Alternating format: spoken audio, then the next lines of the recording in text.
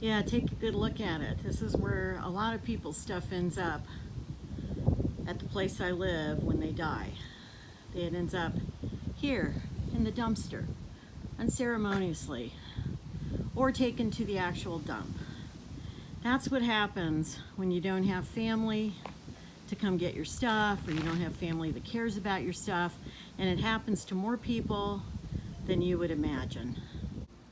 So I see it all the time around here. You know, when someone in my complex dies, or even sometimes if they go into a nursing home or whatever, but their apartment has to be cleaned out, they don't have any family that comes and gets their stuff, then the management comes in with the maintenance people and they clean it out and they put stuff in the dumpster and they take stuff to the dump and it's gone. And it's just, I've seen it so many times now. It's really sad.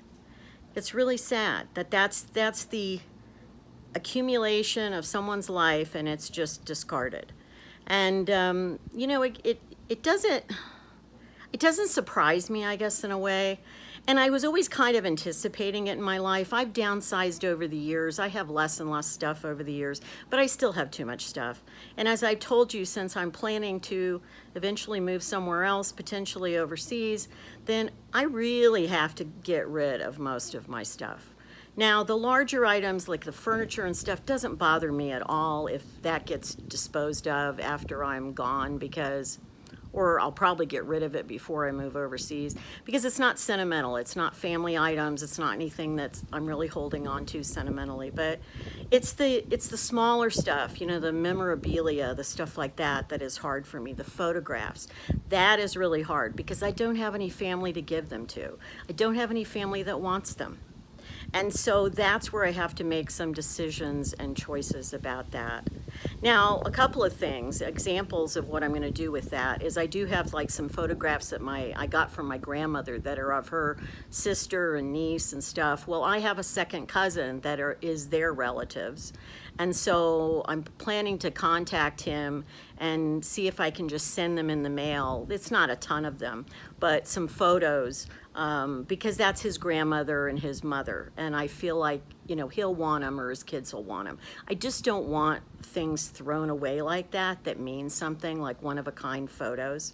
For my own photographs, I know back in 2021, I actually sent a whole box full of photos from my son when he was little and stuff. I sent them to him with a note telling him again how much I loved him and, you know, that I wanted him to have these because I didn't want them to get, you know, lost or whatever if I wasn't around, basically. So I never got an acknowledgement from him, but I didn't really expect to, I guess, in a way. I kept some photos of him just in a small, like, portable little thing that I can carry with me even when I go overseas. So I still have photos of him for myself, but I felt like it was important to get those to him before something, you know, happened to me or something like that. So I'm putting a lot of thought into it, and one of the reasons I wanted to do this video was talk about, you know, what are you going to do with your stuff? And I don't, like I said, the furniture and stuff like that, that's one thing, but I'm talking about the really personal things. What are you going to do with it? Are you concerned about who has it? Maybe you aren't. Maybe you don't worry about it. Maybe you're fine if it gets thrown in a dumpster. But if you really want to have some decision over it, then start thinking about it now, planning for it now, doing what you can do now to give away or disperse things as you feel like is appropriate. So I'll come back to this in a little bit when I'm sorting through some memorabilia here in a minute. Okay, see you soon. So I'm back inside now, and I'm getting ready to go through some stuff. I'm not going to take you completely all through that with me, but I am going to talk about some of the challenges. First, I want to apologize for the sound of the air conditioning unit. I can't really turn it off when I'm filming. It just gets too warm in here, so I apologize for the background noise of that. Also, I'm not using my dedicated mic for this. So the sound may not be as good as it normally is, but I'm kind of doing this on the fly. What I'm going to talk about now is the things you have to do to kind of pare down your belongings. And to me, it's a process. You know, when my grandmother passed away back in the 1984, I actually got all of her stuff And I didn't get rid of things immediately. I kind of went through everything, kept things, decided what I could donate, what I could sell, things like that, what I could maybe give someone else as well.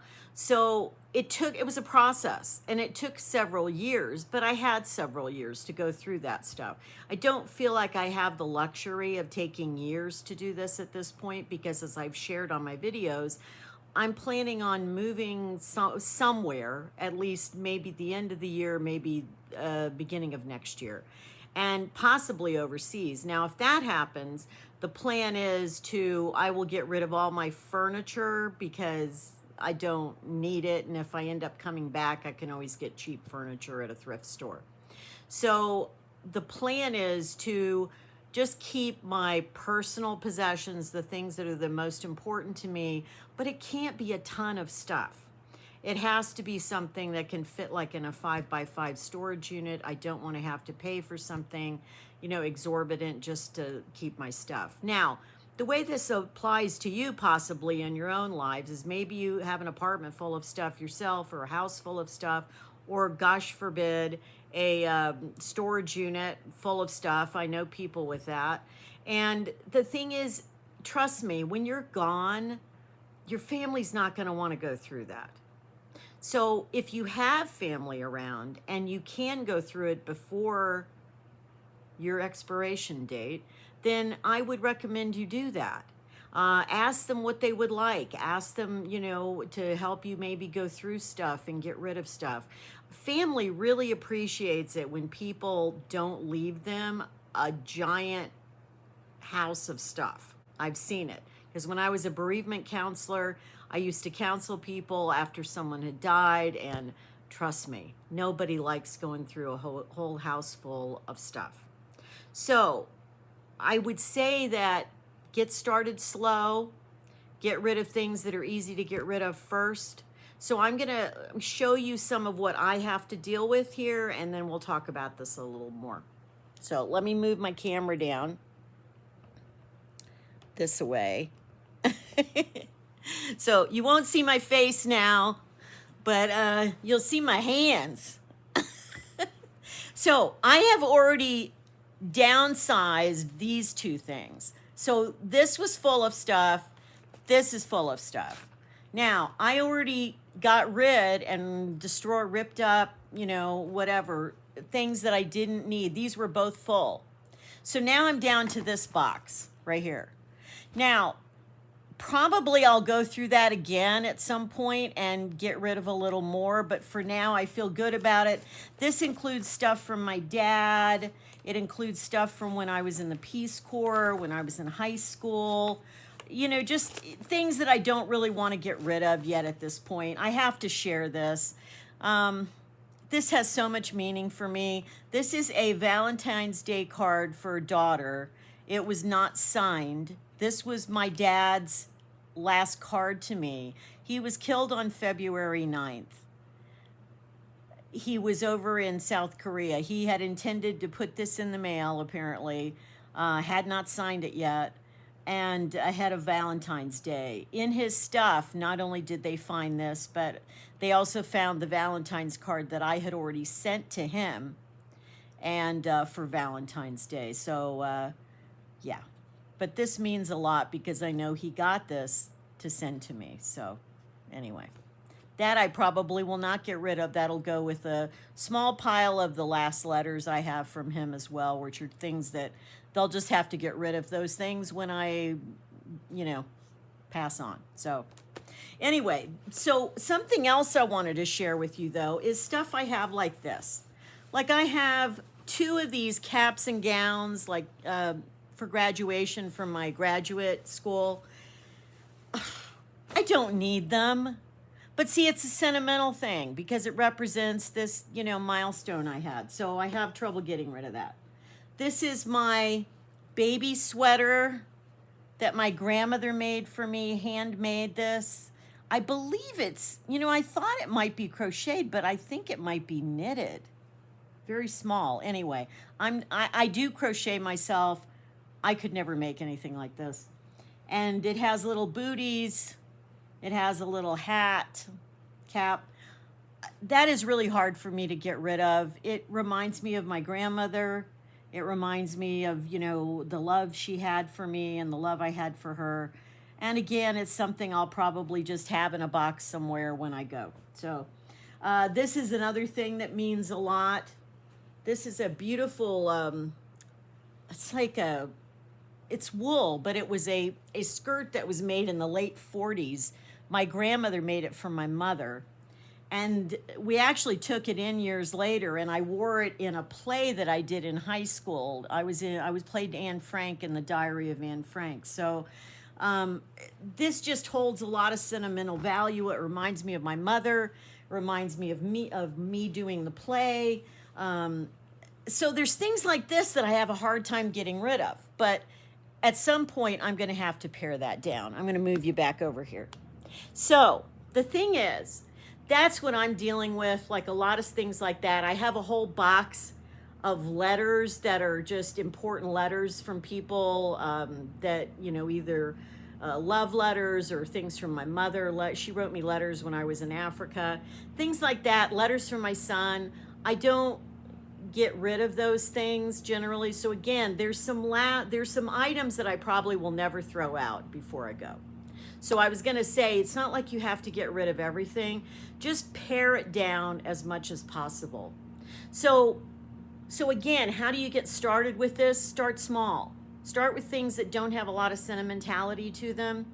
And just start getting rid of stuff. You know, if you're sitting watching TV or you're watching something on the internet, like YouTube videos, then just start, you know, pick a folder or a box of something and just start going through it and just decide that I'm going to get rid of half this stuff, whatever's in the box. Half of it goes. So whether you donate it or you sell it or you throw it out or whatever it is, just start small with little things at a time. I'm one of those people that I love getting rid of stuff, actually. So I actually have much less stuff now than I did 20 years ago or 40 years ago. And I still have to pare down even more. Now, let me just give a disclaimer here. I'm also someone I'm not a minimalist, as you can see from stuff behind me. I got some lights over there, my printer, you know, stuff in the kitchen over there. I'm not a minimalist, but I am an essentialist. I believe in only having things that I'm going to use, that I know that I'm going to need. Except when it comes to sentimental stuff. And then for some reason, that all goes out the window. But I have gotten rid of lots of sentimental stuff over the years. I intend to do more of it. I'll probably share more. Maybe I'll share a session where I actually do actively go through something while I'm talking to you. So I was kind of planning to do that here, but I didn't end up doing that. I kind of just did it separately.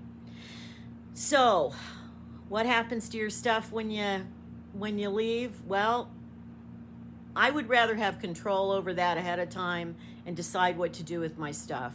Because as someone who doesn't have family that wants the stuff, that is going to want anything of mine, that is in my family at least, I feel like I would rather be the one to get rid of it than have an absolute stranger just throw it in a dumpster. It's just, for some reason, that has more meaning to me. The very act of looking at it, reading it, discarding it is still something I choose to do. And for that is very important to me. So I would really recommend you not leave a whole apartment full or house full of stuff for your family to go through or strangers to go through. I know some people don't care about it, and if you don't care about it, then that's great. There's no judgment about that. You know, if you want to just you're going to be gone. You're not going to know any differently. So if you want people to just do that, then leave it to people. But I also feel like I'd like to be a little considerate, you know, when I go and not have to leave a big mess for somebody to throw out and discard and decide what to do with it. Like, I just would rather do that ahead of time as much as possible. So that's my talk on when nobody else wants your stuff, what are you going to do? Until next time, be well, be kind, keep moving forward, and take care. Bye.